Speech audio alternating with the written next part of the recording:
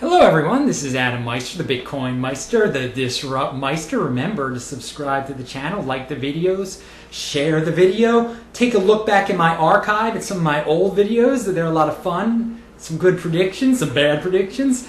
Also, check out the notes section below. I'm going to give you some important links to references in this video. So, originally I was going to make this morning. This has been such an amazing day in cryptocurrency history. Just wild stuff. This video was originally going to be about the amazing Ethereum Classic morning, which was partially fueled by the Bitcoin price drop that we experienced last night and this morning. And so much Bitcoin news, I'm going to have to wait until Wednesday to make the Ethereum Classic video, and it's going to be called something like Ethereum Classic is not a scam. I'm sure some of you can guess what I will be talking about in that, with a title like that. Anyway, now, this is not a day to hide just because the price went crazy and went super down and we've had some bad events. I mean, it just was an amazing day. That's the way you should look at it. And people need an interpretation. So I'm going to give you my take on this busy day. And it's been so busy. There have been so many questions I've been getting and comments. And I haven't even had time for some real life things. I don't know the score in the Baltimore Oriole game right now. I've been so busy. But the price was going down, as I referenced last night and this morning. And then Bitfinex, the exchange, which has caused problems before, which has caused Bitcoin price crashes before, the Bitfinex exchange was hacked. And they lost millions and millions of dollars worth of Bitcoin. So that caused a crash in the price. People panicked.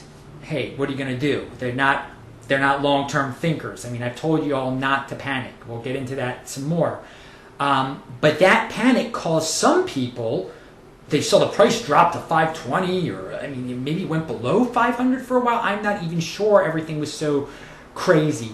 But Americans flocked to Coinbase, I assume, to try to buy Bitcoin. That flocking to Coinbase overloaded Coinbase for a short period of time. The site went down. So I don't think that helped things very much. If you go to Twitter and you search for Coinbase, you'll see all these people cursing at Coinbase because they can't buy their Bitcoin cheap. The price now, I think, is around 540. I don't even know. At Coinbase, it's lower. Coinbase is a little slower.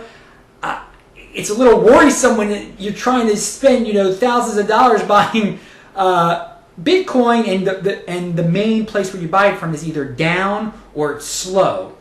So this is not adding to calmness. This is adding to panic. Then there is an article going around about some people who want to fork Bitcoin 3 different ways or 2 different ways. And I'll link to the article. And people are legitimately, people are panicking over there. One of the guys you're familiar with who comments on my videos a lot, he said that he's selling his Bitcoin because of this. And I'm sure he's not the only one who thinks it's scary that people are talking about forking after the debacle with the Ethereum fork. And yeah, I think it's a bad idea to fork Bitcoin. It is a bad idea. But can they actually fork Bitcoin? I don't know. I'll get to that later. So, we should call this Bitcoin flushing day because it is flushing out a lot of bad actors. I got that terminology from Vinny Lingham, who basically predicted this consolidation around 550, around 600 a while ago, before the halving actually.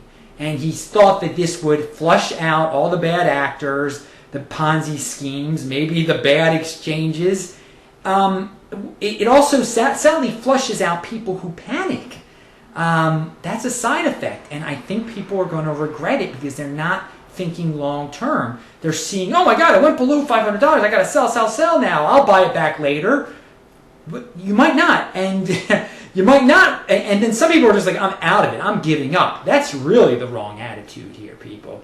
And I know it sucks if you got hacked on Bitfinex. Yeah, that's bad.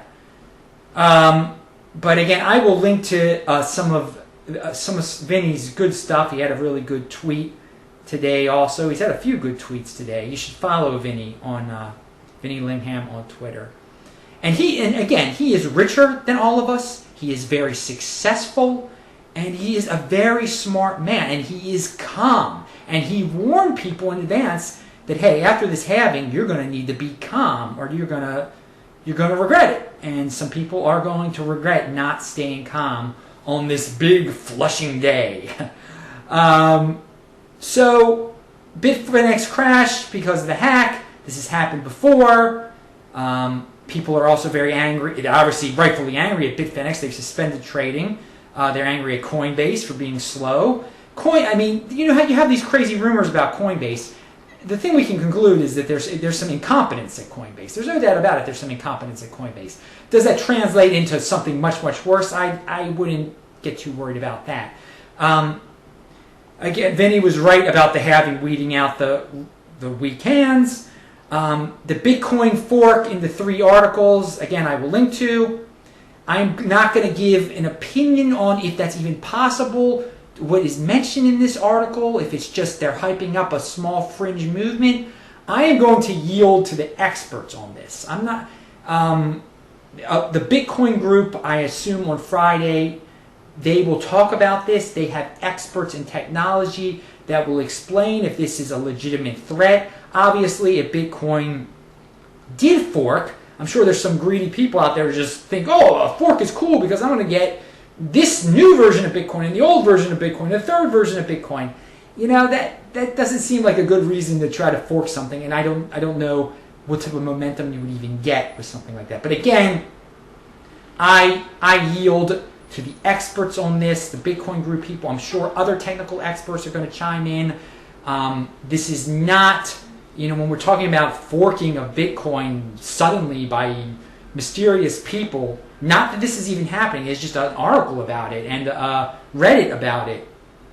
This is something that a person, a layman in technology like me should not be talking about, because it's only going to freak people out, and I'm going to be wrong. And guess what? I can admit that I'm going to be wrong about something, and I'm not going to talk about it. And a lot of other people should try to take that take also. Vinny, again, he had a great... he said with the Bitfinex, he said, should Bitcoin fork to recover the stolen Bitfinex money? That's a good joke. I think you all know what he's referring to there, Ethereum. I think it is very important to always reference, if you can, reference legitimate sources like Vays, like Vinny, when you're giving opinions on certain things, or when you're making big claims. And I think there's a lot of people out there that it's not hard to reference people, and you don't have to make yourself out to be a big shot, know-it-all person. I don't know it all. I go to Tone, I go to Vinny for a lot of things. These guys are smart. They know what they're talking about. They have expertise in things I have no expertise in at all. And you should check them out. And I know Tone can be annoying sometimes in some people's mind, but guys, he knows about quite a few things. All right, so the links to some of these cool Vinny things are in the article, in the notes below. Thanks a lot, guys. I will talk to you later.